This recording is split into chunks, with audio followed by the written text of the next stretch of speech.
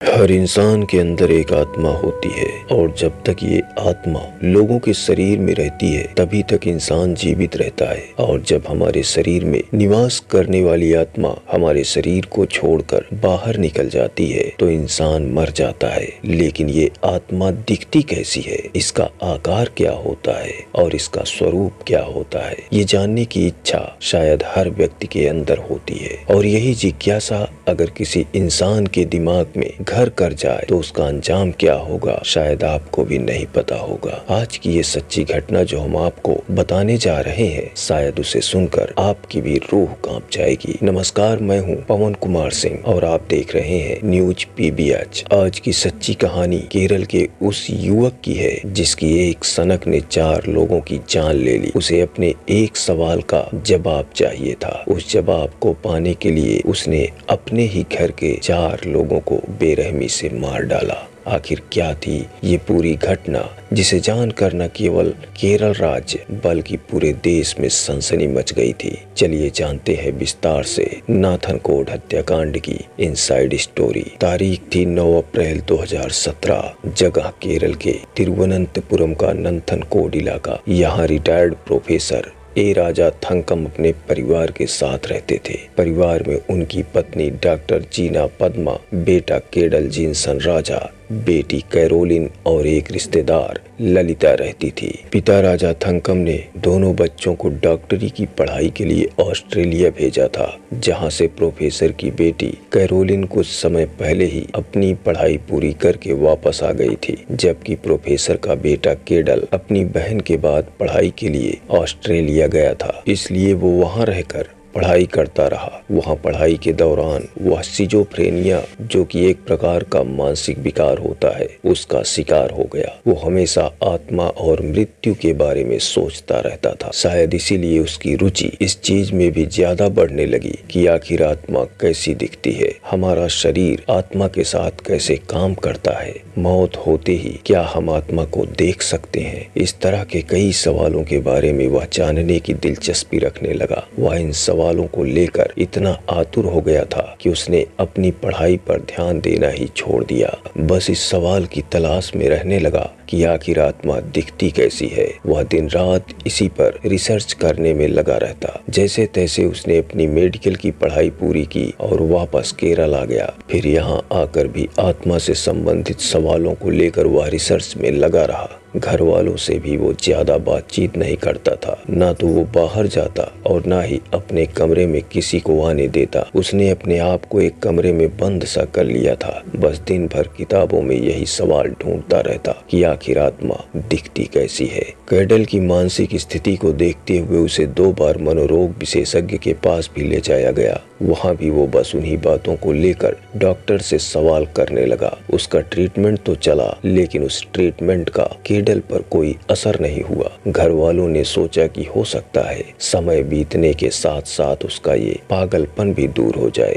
ऐसे में दिन बीतते गए और वह यूं ही घर में बैठे बैठे बस पैरानॉर्मल एक्टिविटी और आत्मा के बारे में रिसर्च करता रहा। फिर उसने एक ऐसा निर्णय लिया जिसे सुनकर किसी के भी रोंगटे खड़े हो जाएं। उसने सोचा कि अगर मैं किसी को अपनी आंखों के सामने मार डालूं तो हो सकता है मैं शरीर से बाहर आत्मा को निकलता देख सकूं। इसके लिए उसने किसी का मर्डर करने का प्लान बना डाला।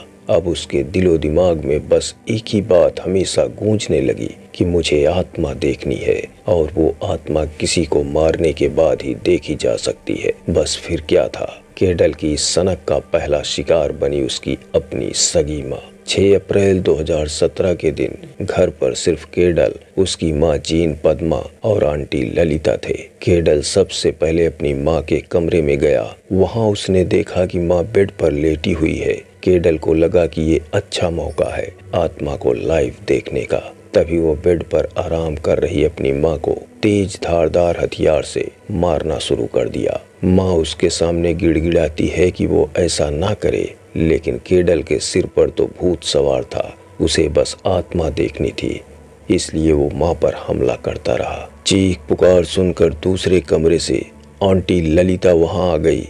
कमरे का मंजर देख वह दंग रह गई। तभी ललिता के मुंह से चीख निकल गई।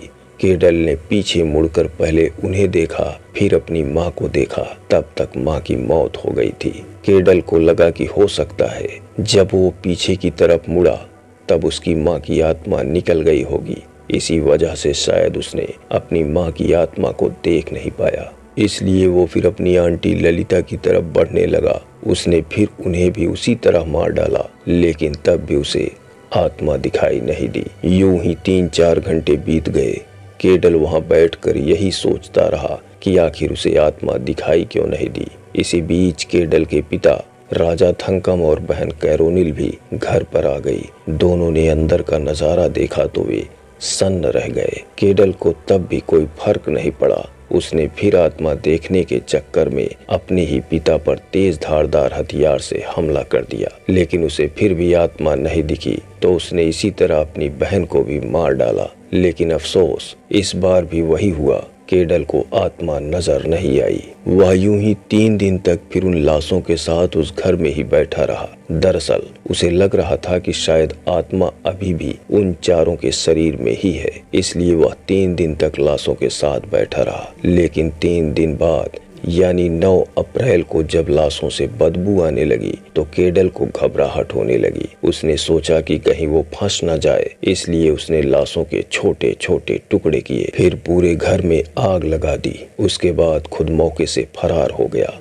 आग देखते ही पड़ोस के लोगों ने तुरंत पुलिस को सूचना दी। पुलिस ने आकर जांच की तो पाया कि घर के अंदर इंसानी मांस के टुकड़े जले हुए हैं। पुलिस ने सोचा कि अगर घर के लोग जले होते तो इस तरह उनके टुकड़े नहीं हुए होते। जले हुए इंसानी मांस के टुकड़ों को जांच के लिए भिजवाया गया। जांच से पता चल गया कि शव किसके थे और ये कोई जलने के कारण नहीं मरे हैं, बल्कि उनका पहले ही मर्डर हो चुका है। यह सुनते ही पुलिस के भी होश उड़ गए। पड़ोसियों ने बताया कि परिवार में कौन कौन था। पूरी जानकारी हासिल करने के बाद पुलिस ने पाया कि सिर्फ एक मेंबर यहाँ से लापता है और वो है केडल। पड़ोसियों ने पुलिस को उसकी अजीबोगरीब हरकतों के बारे में भी बताया कि कैसे वो किसी से बात नहीं करता था और उसका बर्ताव भी काफी अजीब था। पुलिस के शक की सुई सीधे केडल पर जा घिरी। पुलिस ने टीमों का गठन किया और जल्द ही केडल को गिरफ्तार भी कर लिया। केडल ने गिरफ्तार होते ही सब कुछ कबूल कर लिया। हैरानी की बात ये थी कि केडल को अपने किए पर कोई पछतावा नहीं था। वो तब भी यही कह रहा था कि उसे सिर्फ आत्मा देखनी थी। वो लगातार मुस्कुरा रहा था। पुलिस ने भी उसे कोर्ट में पेश किया, जहां से उसे जेल भेज दिया गया। तो दोस्तों, आज की सच्ची कहानी में बस इतना ही। यदि आज की ये कहानी आपको पसंद आई हो तो वीडियो को एक लाइक और शेयर के साथ ही साथ हमारे चैनल को भी सब्सक्राइब कर लें। जल्द हाजिर होंगे एक और सच्ची कहानी के साथ। तब तक के लिए दीजिए मुझे इजाजत। नमस्कार।